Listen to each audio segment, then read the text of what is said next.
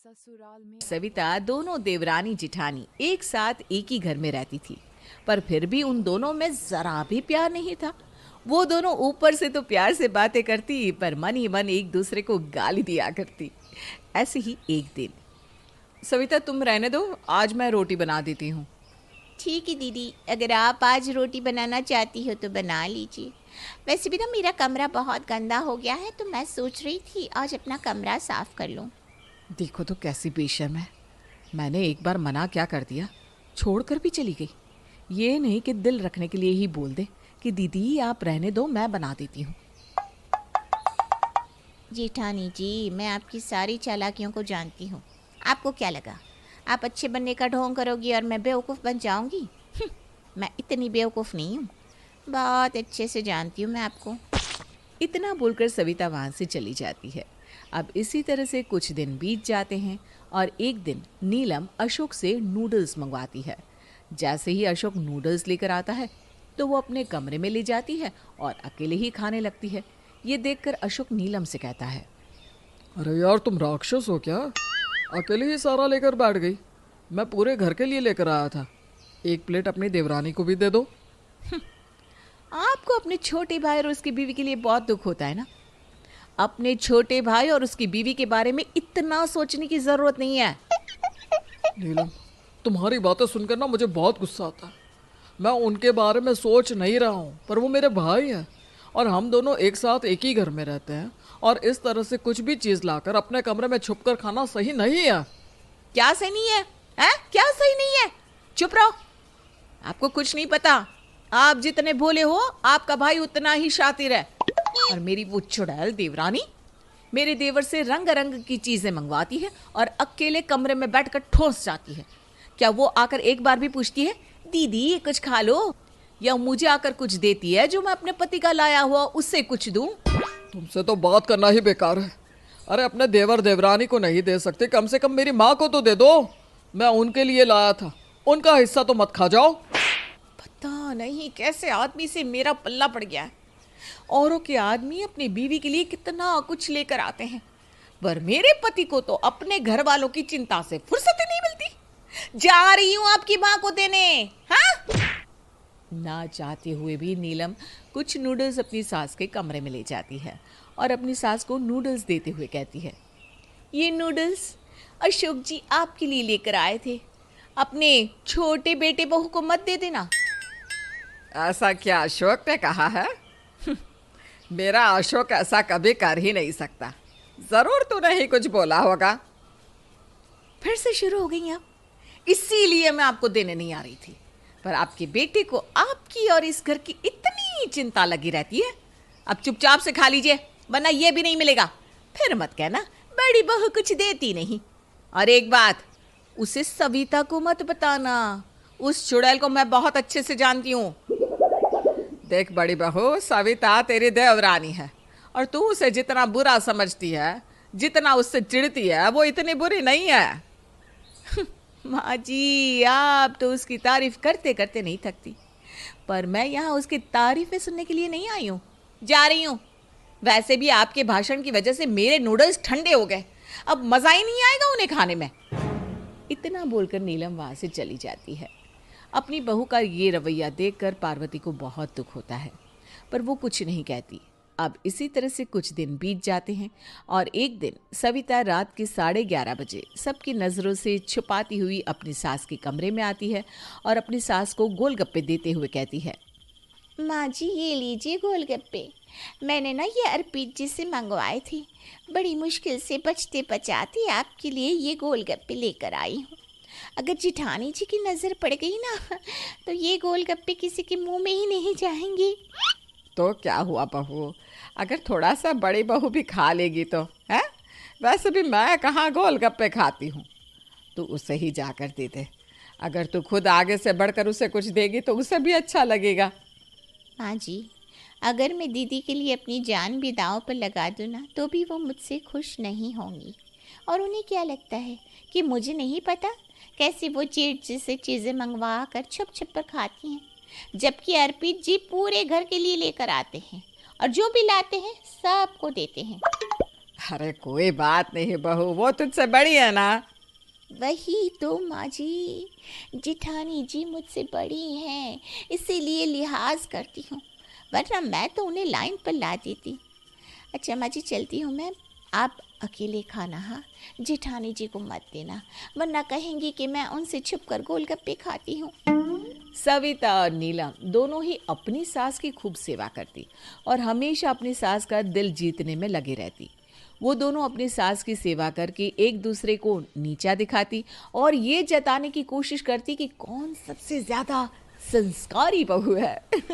ऐसे ही एक दिन माँ जी, मैंने आपसे कितनी बार बोला है कि अब आप बाज़ार मत जाया कीजिए, मोहल्ले में भी तो सब्ज़ी वाला आता है, अगर आपको उसकी सब्ज़ी नहीं पसंद तो मुझे कह दीजिए, मैं ला दिया करूँगी।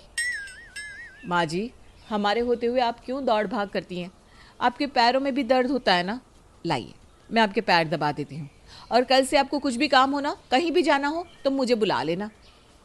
क्यों दीदी, मैं भी तो इस घर की छोटी बहू हूँ, माँ जी मुझे भी तो याद कर सकती हैं। और वैसे भी आपको तो अपने कपड़े धोने थे ना, हाँ, आप जाकर अपने कपड़े धो लीजिए, माँ जी की सेवा मैं कर लूँगी। आइए माँ जी, आपकी दवाई का समय भी हो गया है। अरे बहू, तुम दोनों अपना काम कर लो, मैं बिल्कुल ठीक हूँ। मैं इतनी भी बूढ़ी नहीं हुई कि तुम दोनों के सहारे बैठ जाऊं। इतना बोलकर पार्वती अपने कमरे में चली जाती है और दोनों देवरानी जिठानी एक दूसरे को देखकर मुंह बनाकर चली जाती है और अपने अपने कामों में लग जाती है।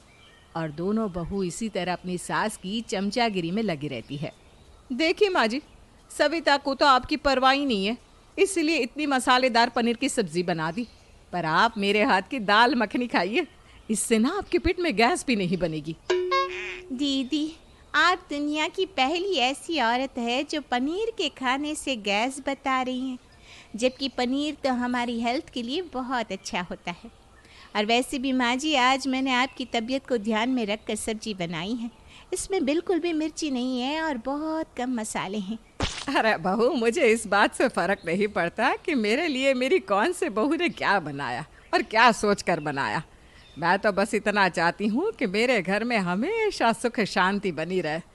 और तुम दोनों में प्यार भी ना मुझे समझ में नहीं आता कि तुम दोनों एक दूसरे से इतना नफरत क्यों करती हो। अरे नहीं नहीं माँ जी, ऐसे कुछ भी नहीं है, हम दोनों एक दूसरे से बिल्कुल नहीं चिढ़ते, आपको कोई गलतफहमी हो रही है। हाँ माँ जी, हम दोनों देवरानी जिठानी में तो बहुत प्यार है। क्यों दीदी, सही कहा ना मैंने? हाँ सही कहा, बहुत प्यार है। मुझे तो इससे इतना प्यार है कि दिल करता है इस चुड़ैल के सर के सारे बाल ही नोच लूं।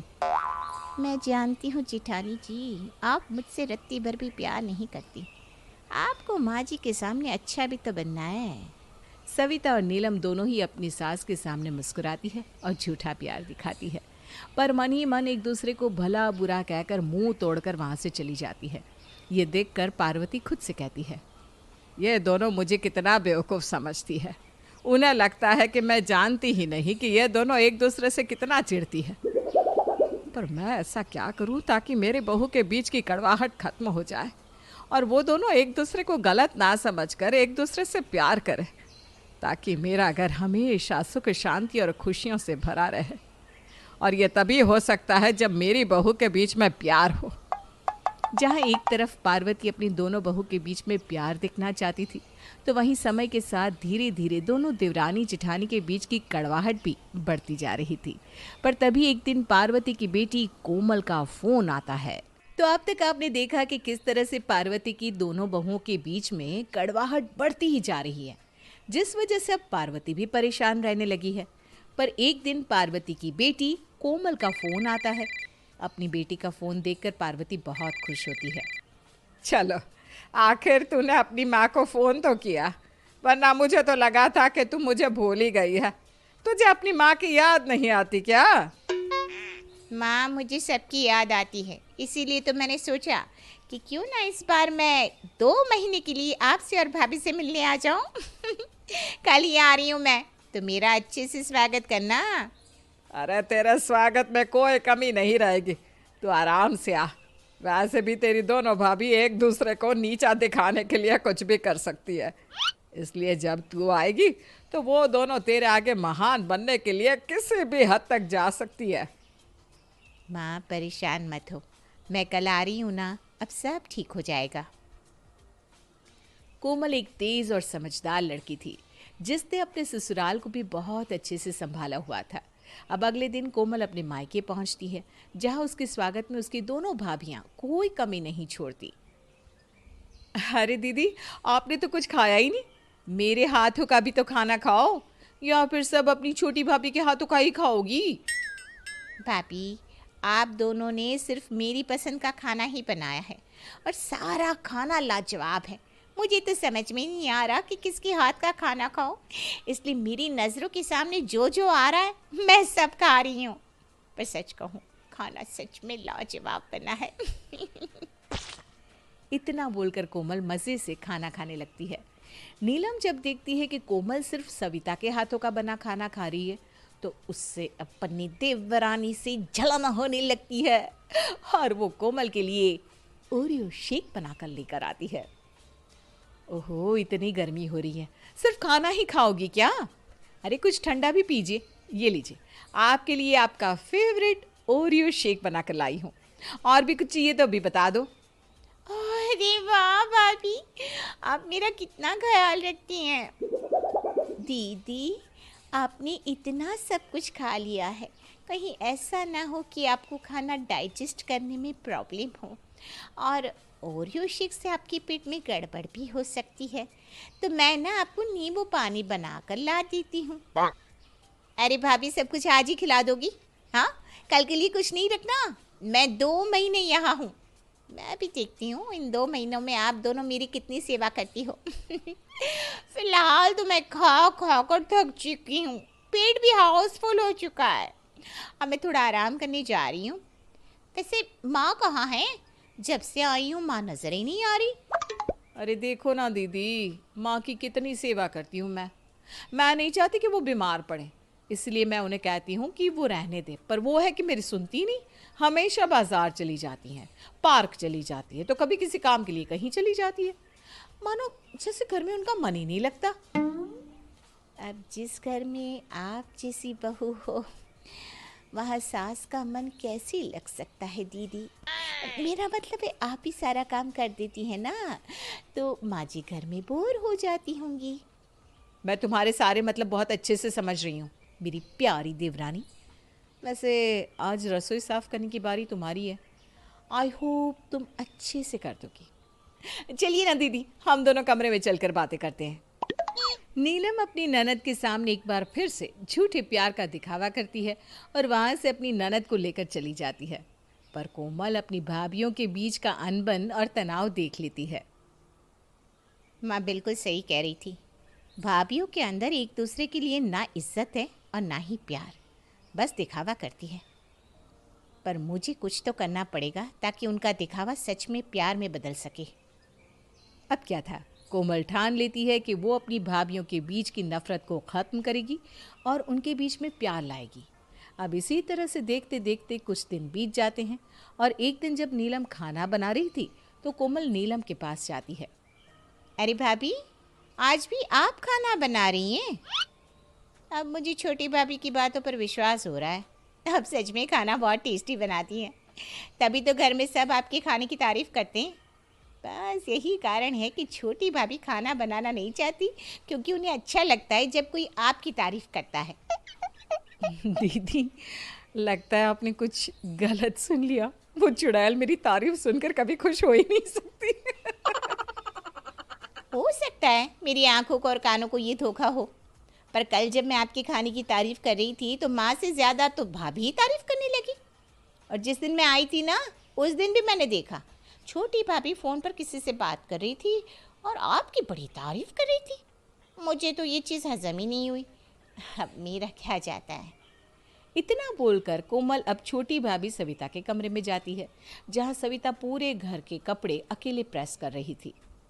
सच में भाभी, आप घर का बहुत काम करती हैं, तभी तो नीलम भाभी को आपके लिए इतना बुरा लगता है और वो किचन की जिम्मेदारी अकेली संभालती है, ताकि आपको थोड़ा आराम मिल सके। मेव जैसे की अनोखी कहानियाँ दीदी, प्लीज लाइक आपको कोई गलतफहमी हो रही है। आप जानती नहीं हो दीदी को, पर मैं तो उनकी रग रग से वाकिफ़ हूँ।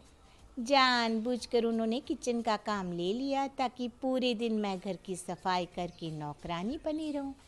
उनका काम ही क्या है, 3 वक्त का खाना और बर्तन करना। पर मुझे देखो, सही कह रही हैं भाभी आप, मुझे भी ऐसा ही लगता है। मुझे तो बिल्कुल नहीं पसंद बड़ी भाभी। पर जब कल मैंने उन्हें देखा कि वो सफाई कर रही हैं और माँ जी से कह रही थी कि आप अकेले घर का काम करके थक जाती हो और इसीलिए रसोई की सफाई कर रही हो, तो मुझे लगा शायद वो माँ की नज़र में अच्छे बनने की कोशिश कर रही है। पर फिर मैंने देखा कि जब आप सो रही थी तो वो आपका सर दबा रही है और आपके लिए दवाई भी लेकर आई। आज आपने दवाई खाई थी ना, वो भाभी ही तो लेकर आई थी। इस तरह से कोमल अपनी दोनों भाभियों के पास जाकर एक दूसरे की तारीफ करती है और ये दिखाती है कि उसकी दोनों भाभियां कितनी अच्छी है। अब दोनों देवरानी जेठानी के मन में एक दूसरे के लिए कड़वाहट कम होने लगती है और उन्हें कोमल की बातों पर विश्वास होने लगता है। ऐसे ही एक दिन सविता देखती है कि उसकी जेठानी उसके कमरे की सफाई कर रही है। अरे, दीदी तो सच में मेरे कमरे की सफाई कर रही है। इसका मतलब कोमल दीदी बिल्कुल सच कह रही थी। मैं ही बुरी हूँ जो इतनी अच्छी जेठानी की कदर नहीं करती। ये देखकर सविता को बहुत अफसोस होता है। वो अपनी जेठानी की मदद करने लगती है। तो वहीं दूसरी ओर जब नीलम ये देखती है कि सविता बार बार आकर घर के कामों में उसका हाथ बटा रही है और बाहर के लोगों से उसके लिए लड़ाई कर रही है, तो उसे भी कोमल की बातों पर विश्वास हो जाता है। उसके मन से भी अपनी देवरानी के लिए सारी चिढ़ खत्म हो जाती है। सब सही कहते रहे, पर मैंने ही किसी की बात पर विश्वास नहीं किया। भगवान ने मुझे कितनी अच्छी देवरानी दी है। सविता सच में मुझसे कितना प्यार करती है, पर मैं ही उससे जलती रही। क्या हुआ दीदी, क्या सोच रही हो? कुछ नहीं, बस ये सोच रही हूँ कि ननद जी के घर में आने से कितना कुछ सही हो गया ना, पर अब उनके जाने का समय हो रहा है। उनके जाने के बाद तो ये घर खाली हो जाएगा। और ये भी सोच रही हूँ कि मैंने तुम्हें पहचानने में कितनी देर कर दी, पर अब नहीं। अब मैं अपनी देवरानी को छोटी बहन की तरह प्यार करूँगी, जैसे तुम मुझसे करती हो। इस तरह से कोमल आकर अपनी दोनों भाभियों के बीच की कड़वाहट खत्म कर देती है और अपने ससुराल चली जाती है। कोमल के जाने के बाद दोनों ही देवरानी जेठानी के बीच का प्यार बढ़ने लगता है और ये देखकर पार्वती को बहुत अच्छा लगता है।